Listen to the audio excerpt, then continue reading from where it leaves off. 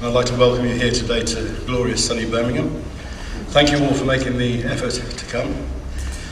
And we were dubious that we'd run out of chairs, but we have, so we're quite pleased by that. And I'd like to thank Chiltern Railways for providing this facility for us today. And with no further ado, I'd like to introduce Keith Rose, the Chairman of the Railway Mission. Thank you, Andrew. I'm just going to briefly explain what we're going to do today, and I will add my welcome to that of Andrew. Thank you very much for coming. As you know, this year is 130 years since the Railway Mission was sort of officially formed. I have a copy of the original document at home, which Ian gave me, and there were, I think, 7 signatures, and they had as their profession. They had the name and the date and their profession. Their profession generally was gentleman. So I'm not quite sure we're up to that, but okay. So we're here to celebrate really 130 years of the Railway Mission, working with rail staff throughout England, Scotland, and Wales, and sharing really the gospel of Christ. That's what motivates us. And so today we just want to mark that occasion, so that's what we're going to do. We're not going to sing, so don't worry. Okay, we did discuss it and decided, well, it's a bit difficult sometimes. It's not always people are into singing. So if I just briefly explain what we're going to do, we're going to start with just a short prayer in it, which will be by Stephen Sorby, who's our chaplain in the northeast, or one of our chaplains in the northeast. Then Chris Gibb from Virgin Trains has very kindly offered to give a railway perspective of what from the railway side they see the value. I did say to him, it's going to be good, is it? And he said, yeah. So and then we're going to have a short Bible reading, and then we're very pleased to welcome Reverend Dr. John Nichols, who's the Chief Executive of London City Mission, who's going to talk to us from the Scriptures briefly, and then we'll close. And we should be finished by before 1 o'clock. There's then, as you will see behind you, there's a light buffet lunch, and you're all welcome to stay for that. We'd be delighted just to have the opportunity to chat a little bit with you. And then all I have to remember before Dick does something else. Obviously, we have some items for sale, things that we've got next year's calendar already. The Railway Mission calendar has just been published, so that's there for 2012. Get your own, be early. We've actually produced some Christmas cards, which are there as well if you like, and various other items which are there. But we'd like to talk to you as much as possible. And then later, at around 2 o'clock, for those that can stay, what we intend to do is have perhaps about an hour where we'll share in more detail some of the work of the mission. I'm going to do a bit of a PowerPoint presentation, but I'll talk to it mainly about where we are and what's going on, some of the sort of organisation and the finances of the mission, and then Liam will be interviewing a couple of the chaplains, and that's meant to be interactive. We're not here to talk at you. We're here to answer questions as well. Well, we might be able to answer them anyway. We'll do our best. Okay, so that's what we're going to do. Thank you for coming again and welcome, and I'll hand over to Steve and ask you. Let's just pray together.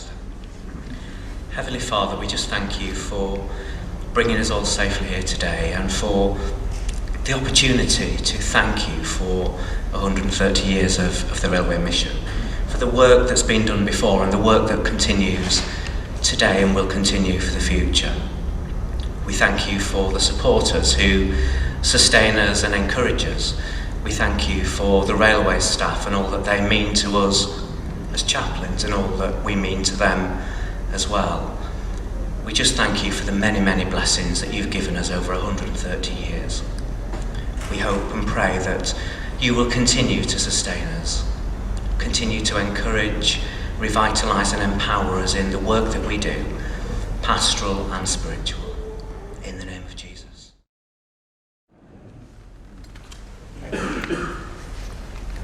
Well, as I said a couple of minutes ago, I'd just like to introduce Chris Gibb. Chris is the Chief Operating Officer of Virgin Trains, and he'll tell us what he thinks of us.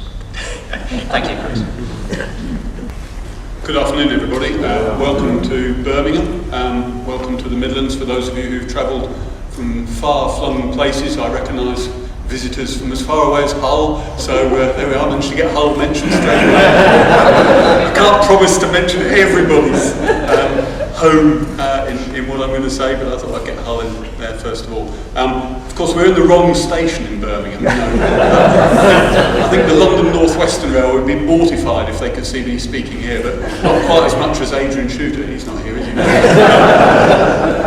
In fact, a couple of weeks ago, this room was used for Chiltern to launch their fantastic new train service to London, and I couldn't help but pass through the station while they were doing their PR event, and I took over a table out there with a nice cup of coffee and entertained some of Chiltern's guests and journalists, and Adrian told one of the local newspapers about it, and it described me tiptoeing around the station.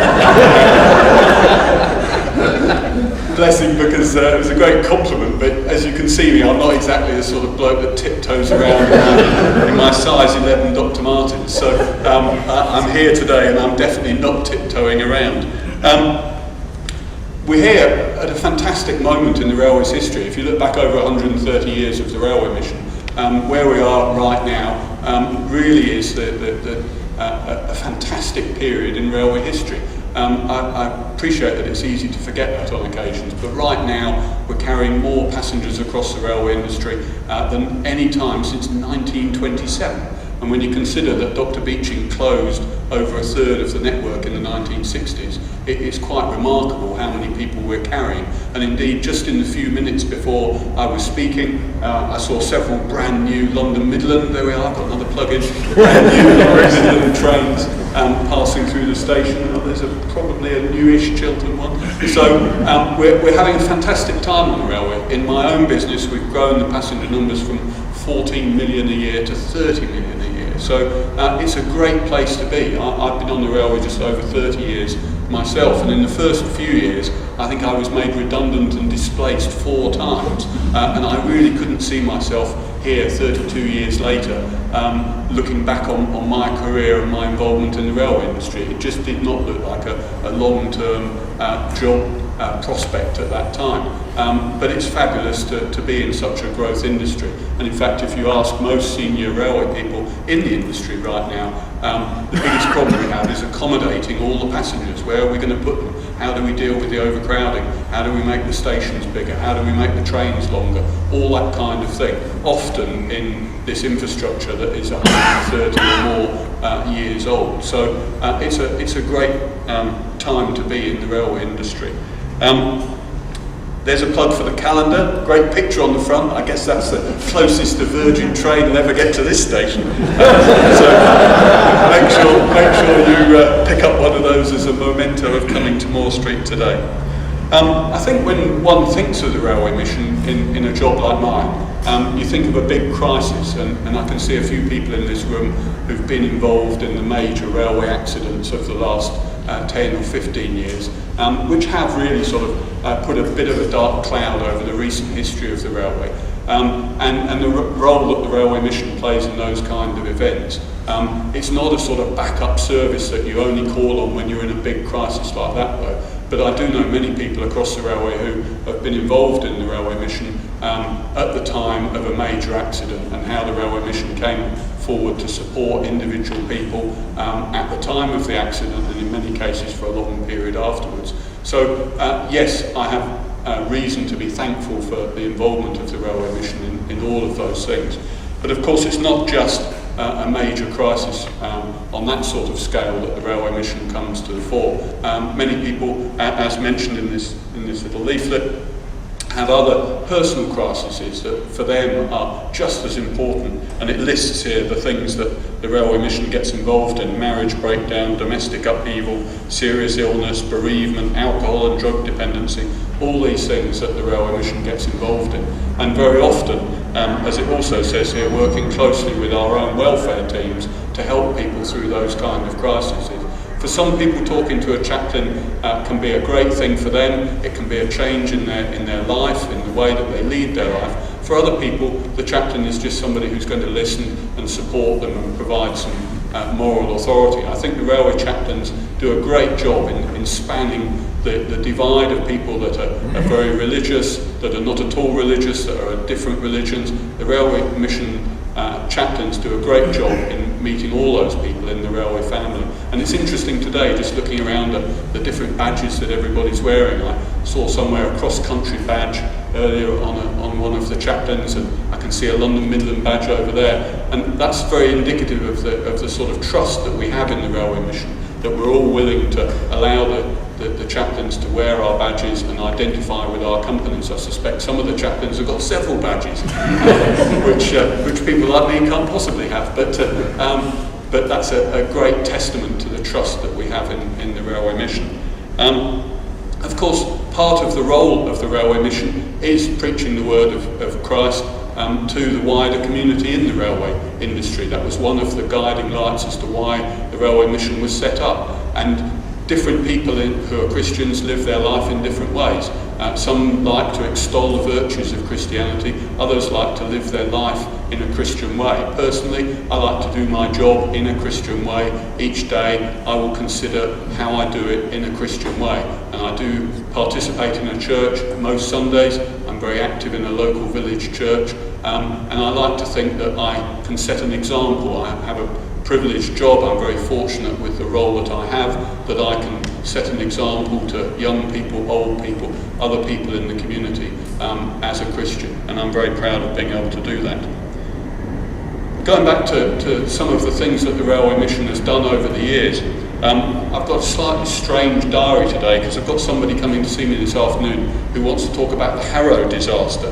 Now, whether he thinks I'm in my 70s and I've got a vivid memory of it, I don't know, but the Harrow disaster happened in 1951 and 112 people died in that tragic accident, and I believe they never found the real reason as to why the accident occurred in the first place. And this chap wants to come and talk to me about the history of the accident. So you can tell I've read up about it, so I'm not completely ignorant around it. But that was the last major accident. I believe 112 people died in that accident. That was the last major accident of that kind of scale. I mean, it's unthinkable today to think of 112 people dying in an accident. The trains in those days were made of wood. One train crashed into another and a third one was involved. It was in the middle of the rush hour. There was a fire. It was an absolutely horrendous accident, the kind of which, you know, people in my job and some of you in the room here, occasionally you think, when is this going to happen next? Will I be involved? Will I be in the firing line? You know, it's close enough to our kind of role to do that. And I just know that at any time I can turn to the chaplains in this room for some help, either with the passengers or the staff, or for me personally. So I'd like to thank very much everybody involved in the railway mission for the fantastic work you do on behalf of all of the industry, and for all the people in the railway industry here who obviously support the railway mission by being here. So thank you very much.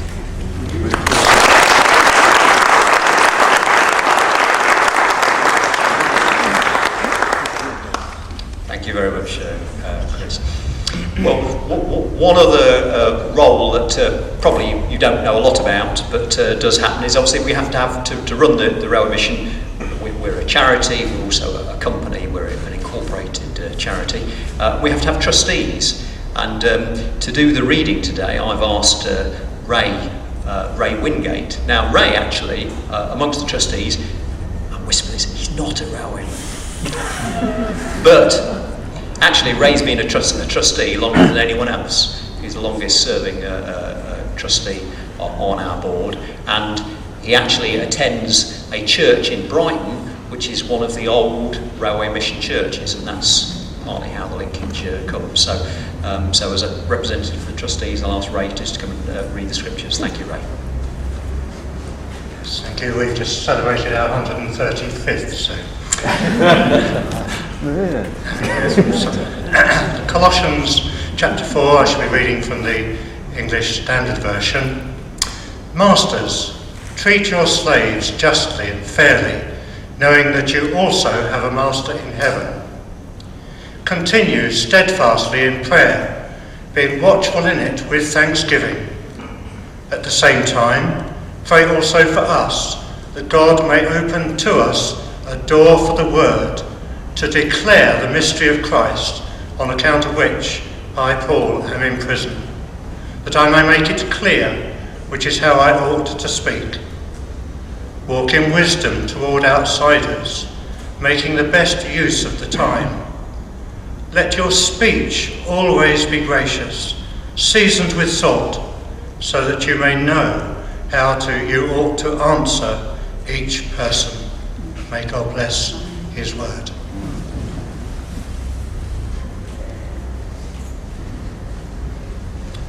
Thank you, Ray. Hopefully you can understand from that reading the aptness of that to us as the Rowan Mission. Some of the trustees we're thinking, oh no, not Colossians 4 again. But just there that for the chaplains, we're here to share the word of Christ, but they have to be gracious and act wisely and just be all those things. And as chairman of the Railway Mission, I think, I sometimes wake up and think, that we've got 130 years of history, and as Chris Gibb has just said, we do a lot of very positive things in the railway industry, and it all depends on the chaplains. They're such a vital part, and their manner and their person and what they are. And I kind of think it'd be so easy to throw 130 years down the drain in one day if we do the wrong thing. So that's why I read that passage. That's our prayer, that we would continue to be to speak well, to live well, and to reflect Christ. Okay, and I think as many of you may be aware, that we're the Railway Mission, and if we look at the banners, this one says Railway Mission, that one says National Rail Chaplaincy Service, because I think some of you will be aware that obviously not all the railway chaplains are Railway Mission railway chaplains, particularly in the London and South East area. Several of them, or quite a few of them, are from London City Mission, and we've launched, as it were, the NRCS, National Rail Chaplaincy Service. So that's really the brand, if you want to call it that, with which we face railway staff. So whether it's a London City Mission chaplain or a Railway Mission chaplain, it doesn't really matter. It's the National Rail Chaplaincy Service. So we work in partnership with London City Mission, and so that's why I'm very pleased today to be able to welcome Reverend Dr. John Nichols, who's the Chief Executive of London City Mission, to come and talk to us. So John, we look forward to what you have to say. Thank you.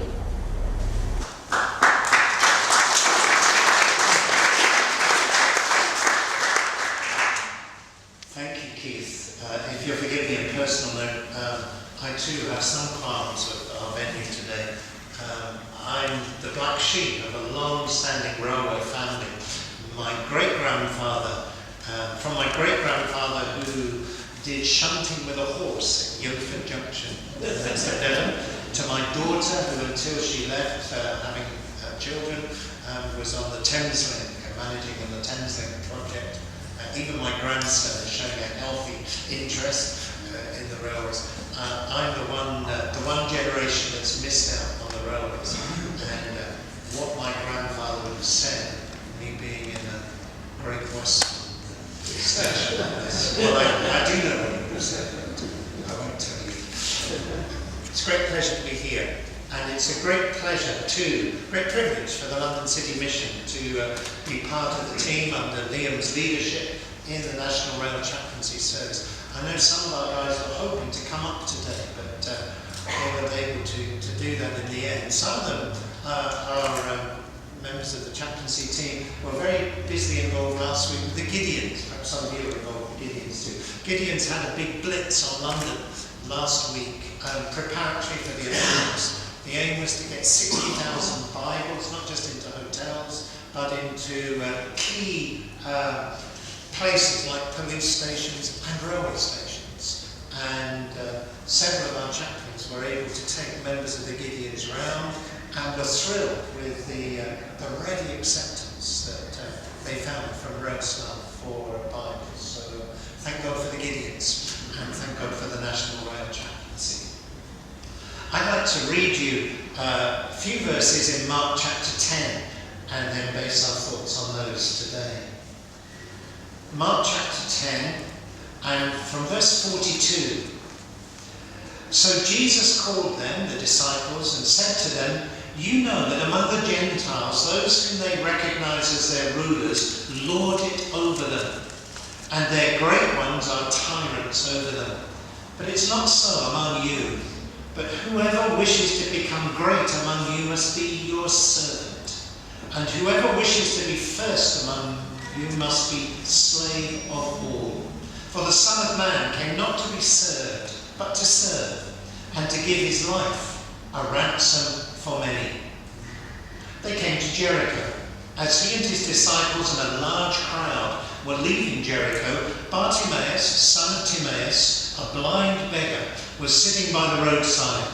When he heard that it was Jesus of Nazareth, he began to shout out and say, "Jesus, Son of David, have mercy on me." Many sternly ordered him to be quiet, but he cried out even more loudly, "Son of David, have mercy on me." Jesus stood still and said, "Call him here." And they called the blind man, saying to him, "Take heart, get up, he's calling you." So throwing off his cloak, he sprang up and came to Jesus. Then Jesus said to him, "What do you want me to do for you?" The blind man said to him, "My teacher, let me see again." Jesus said to him, "Go, your faith has made you well." Immediately he regained his sight and followed him on the way. Well, I want to speak to you for these few minutes today on the secret of running a good service. That seems appropriate for the railway mission. We're concerned to run a good service, and perhaps one of the vital things in having a good service is that you make good connections. If your connections let you down, then, well, it's not a good service. And the thing I want to just point to you today is the connection between the two parts of that reading I've just given you. There's Jesus' conversation with the disciples following the bust up about James and John wanting to be the greatest. And then there's the story of Bartimaeus.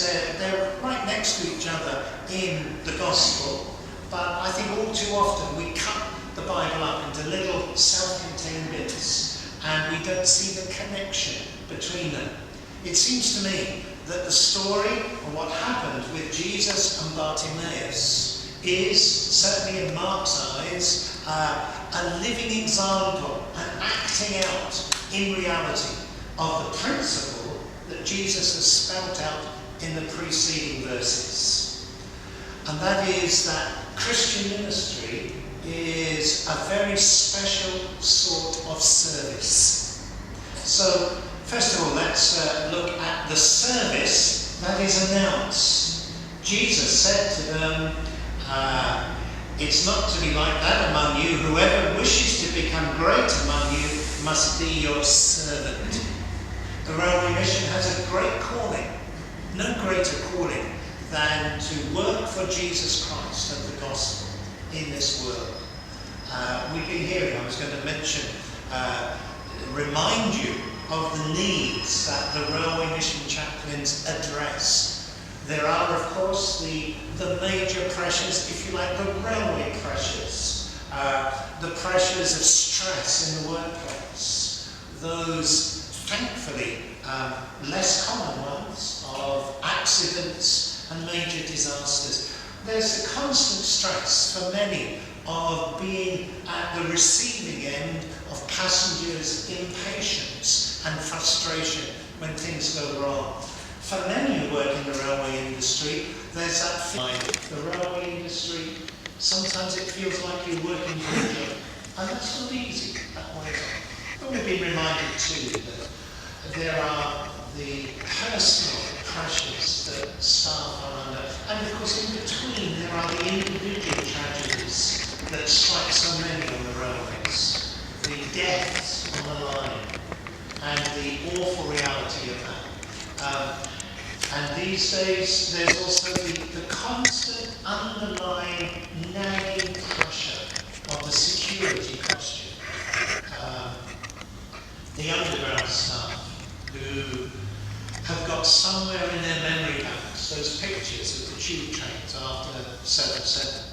And while they're maybe not thinking of it in the front of their minds every moment, it's there in the background. And it's a pressure, it's a stress. We are ministering, we are serving an industry that needs a good service. And Jesus makes this basic contrast in verses 42 to 45 here. He says, look, when other people do their business, when other people build their organisation, they tend to do it by trampling on everybody else. They've got their agenda. They've got their goals. They've got their targets. And woe betide the person who gets in the way of somebody who is looking to build their business, to build their empire. It will not be like that with you. You are to be personal servants. That's really what the word means here. You're not to judge people in how can you use them to further your ambitions. You're rather to say, how can I help them to meet their needs, their deepest longings?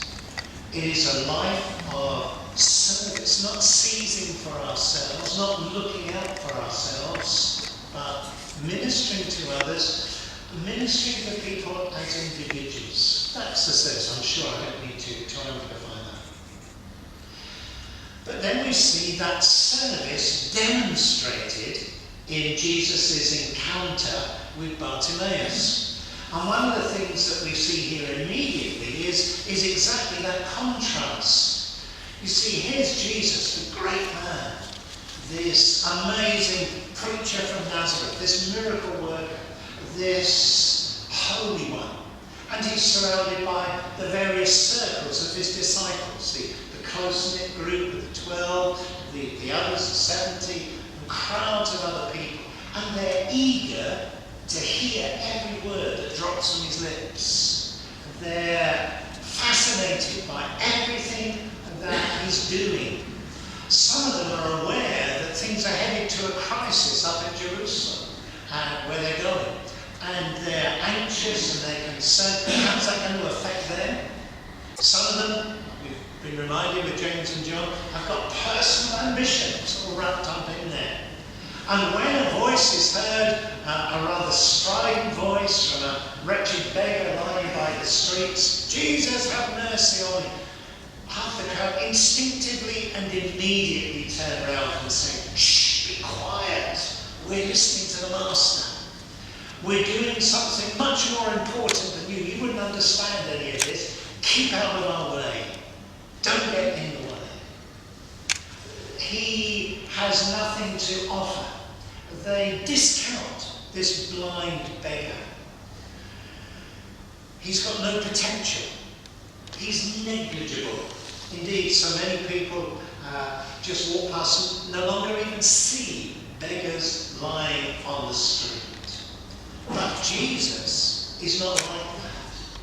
Jesus doesn't evaluate Bartimaeus and say, can he add anything to my support? Can he contribute anything to my plans?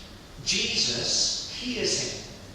By the way, even psychologically, that's amazing.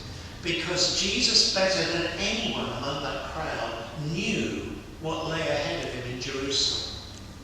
He knew, he'd been telling the disciples, he must go up to Jerusalem, be betrayed, be arrested, be scourged, be crucified. And if there was anybody in the world that you and I would have excused for not hearing Bartimaeus that day, it would have been Jesus. Of course, his mind was on this awful weight that he was already beginning to bear. The awful reality that he knew was coming to a climax. You'd have understood. Oh, I'm so sorry, I didn't hear you. My mind was on other things. But Jesus Christ heard him. Jesus Christ was different. He wasn't making the assessment of that man in the same way that even his followers were. He was serving Bartimaeus. And Jesus engages with that person with respect. Jesus doesn't patronise, oh yes, blind beggar, let me give you some money, or oh yes, I'll heal you. Jesus talks to him. He actually probes him. If you think about it, it's a very profound question in the circumstances. What do you want me to do for you? Suppose you met somebody begging on the street in Birmingham today, and they said, spare any change, God. And if you said to them, what do you want me to do for you? Well, you'd hope they might say, well, could you spare 10p? But suppose they said to you, well, could you get me a job? And I'd like a house to live in, and also I've lost the use of one of my arms to work with. Could you make that better for me? You'd say, I'm ever so sorry. I can't do those things. But Jesus asks that remarkable question, which actually is really a way of saying to Bartimaeus, who do you really think I am? Who do you really think I am? You called me the Son of David. You called me a very reverential, power-implying name. Do you really mean it? And Bartimaeus asks a crazy question. You see, it's a bit like, you can ask for one thing. Well, is he going to play safe and say, well, 10 quid would be nice, that'd set me up with meals for a week. If I use my one request on something that he can't give, then I've wasted it. But he says, Lord, I want to see. Bartimaeus wasn't just touched by Jesus and then forgotten. He was given a new place, in a new community, with a new purpose. That's what Jesus means by not lording it over people, not exploiting people for what they can do for us or for our organisation, but serving them individually. And that, of course, is a picture of the ministry that we try to run in our chaplaincy ministry. That's what the Railway Mission chaplains are trying to do. They're there for people. They take notice of people, whether it's the Chief Operating Officer of Virgin's Trains, or whether it's the lady who works overnight in the carriage depots cleaning the coaches. The chaplain has time for them all. And that's chaplaincy, noticing people, going to people. So, have you made that connection between life of service and the nitty-gritty of meeting the Bartimaeuses of this world? Pray that the Railway Missions chaplains will continue to exemplify, to practice this personal, self-denying, patient service, that they will provide a good service in the footsteps of Jesus. Pray that the Railway Mission will be able to convey this to the rail companies. It's interesting, we live in days people say, well, what are the benefits? What are the outcomes of your ministry? And this is something that is foolishness in many ways. The world operates on the, well, we know how to build a business, we know how to deal with ruthless competition and all that. But this idea of self-denying service doesn't fit in. It's hard to make a business case for it. And we need to pray for the leadership of the mission as they deal with the railway companies to be able to show them, to have some good examples of Bartimaeus, some testimonies from people within the rail industry that will convince the leaders that this is good value, this is a good service.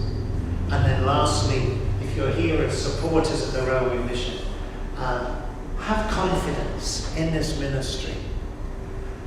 Don't look Don't measure it by instant results and numbers. Measure it by its faithfulness to the teaching and the pattern and the command of Jesus Christ. It's a ministry worth supporting. It's a ministry worth paying for, and a ministry worth praying for.